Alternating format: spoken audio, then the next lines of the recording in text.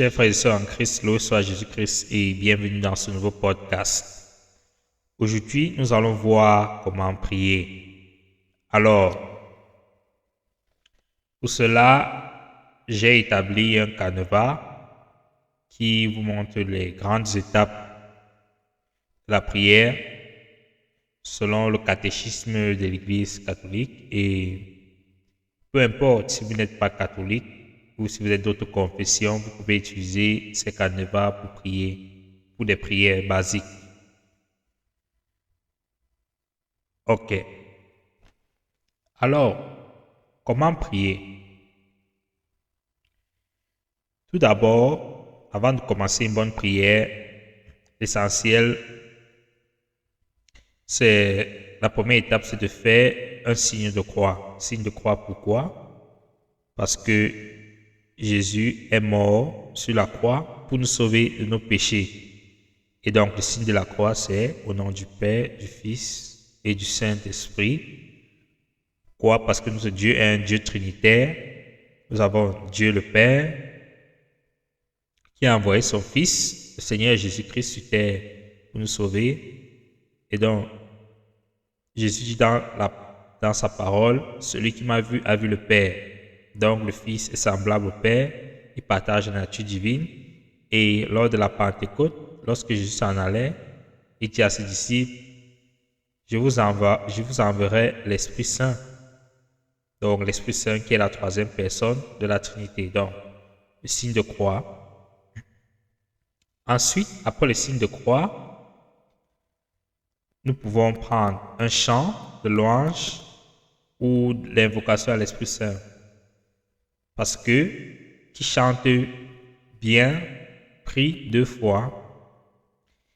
Et aussi, nous voyons dans Jean 14, versets 26 à 27, Jésus dit, mais le consolateur, l'Esprit Saint que le Père enverra en mon nom, lui vous enseignera toutes choses et vous rappellera toutes les choses que je vous ai dites. Je vous laisse la paix, je vous donne ma paix. Je ne vous donne pas, moi, comme le monde donne. Que votre cœur ne soit pas troublé ni craintif. Ici, Jésus montre qu'il est en train de s'en aller et qu'il nous envoie l'Esprit Saint. Et il dit à ses apôtres que l'Esprit Saint leur enseignera toutes choses. Et qu'à travers l'Esprit Saint, ils vont se rappeler tout ce qu'il leur avait enseigné. D'où cette invocation de l'Esprit Saint pour qu'il agisse pendant notre prière. Et nous savons aussi dans la Bible que les murs de Jéricho sont tombés lorsque les enfants d'Israël ont loué Dieu.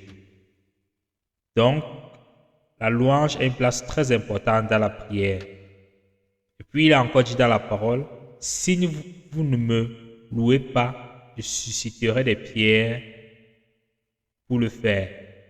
Donc, il est très important de louer le Seigneur avant d'entamer une prière. Ensuite, la troisième étape, c'est l'acte de contrition. L'acte de contrition, pourquoi? Parce que Jésus est venu, il est mort pour nos péchés. L'homme est né pécheur, nous ne sommes que des pauvres pécheurs.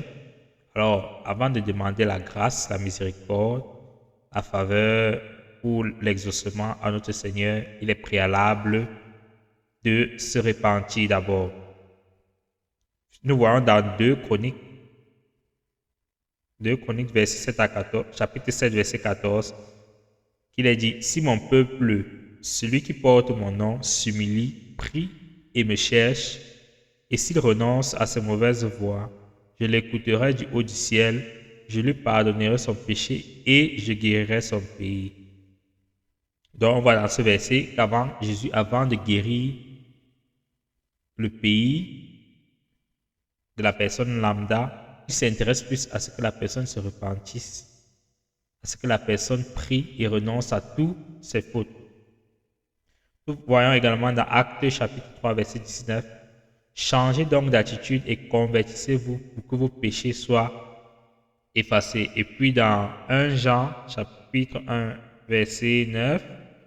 Si nous reconnaissons nos péchés, il est fidèle et juste pour nous les pardonner et pour nous purifier de tout mal. Donc le Seigneur est plus apte à nous purifier de tout mal, à nous pardonner nos péchés, à nous exaucer si nous reconnaissons nos péchés. D'où l'importance de l'acte de contrition. Dans l'Église catholique, il y a une formule pour l'acte de contrition. En fait, ici, le but est de formuler le regret des péchés. Ensuite, après l'acte de contrition, viennent les intentions. Les intentions sont un moment d'échange entre Dieu et nous. Et dans les intentions, une bonne intention se formule d'abord on commence d'abord par rendre grâce au Seigneur pour le souffle de vie, pour toutes ses bénédictions.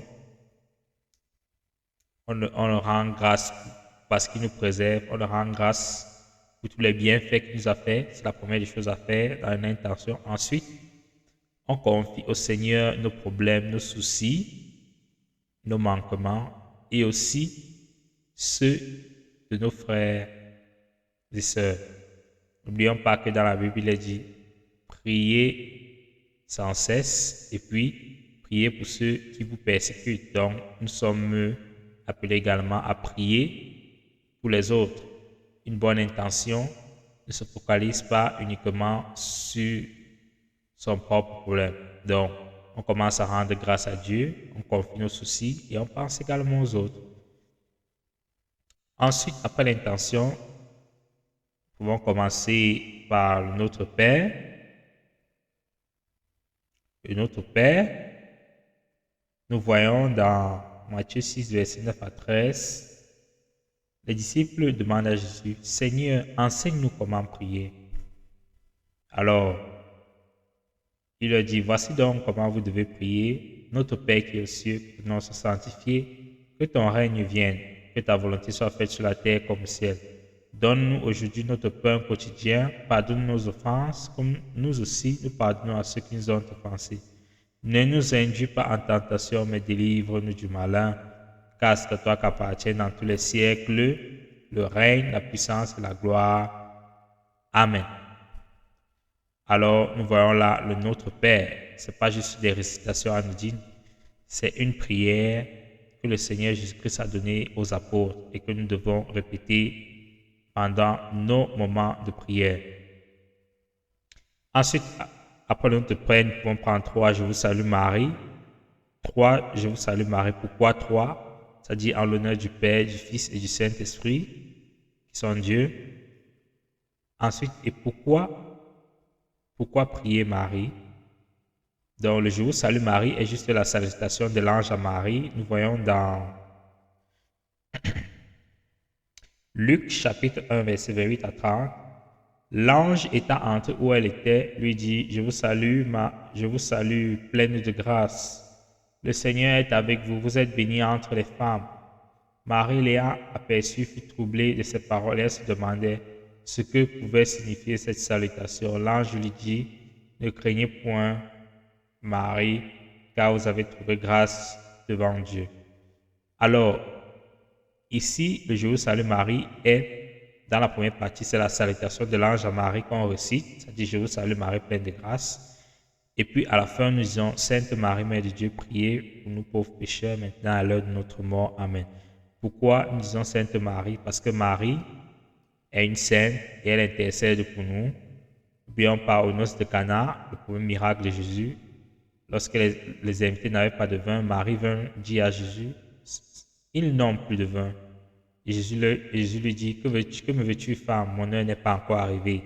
Alors, malgré que l'heure de Jésus n'était pas arrivée, et grâce à l'intention de Marie, Jésus a transformé l'eau en vin.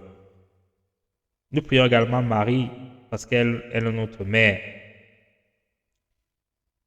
Puis, puisque dans Jean chapitre 19, verset 26 à 27, nous dit, Jésus, voyant sa mère et auprès d'elle le disciple qu'il aimait, dit à sa mère, femme, voilà ton fils.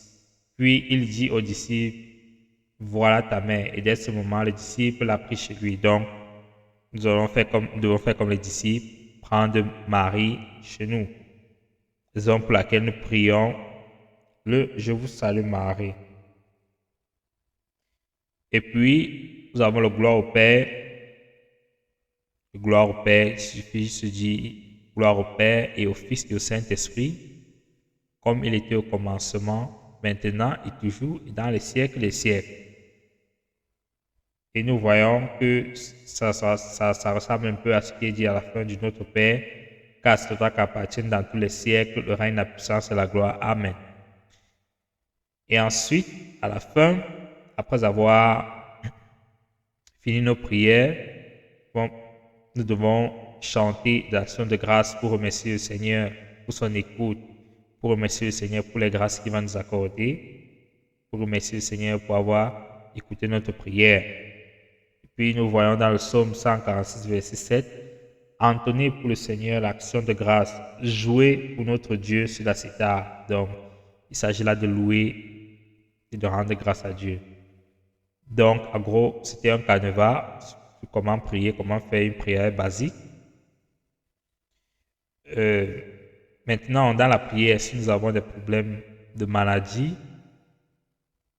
nous pouvons invoquer, par exemple, pour les maladies, l'archange Raphaël. L'archange Raphaël, qui est le guérisseur par excellence.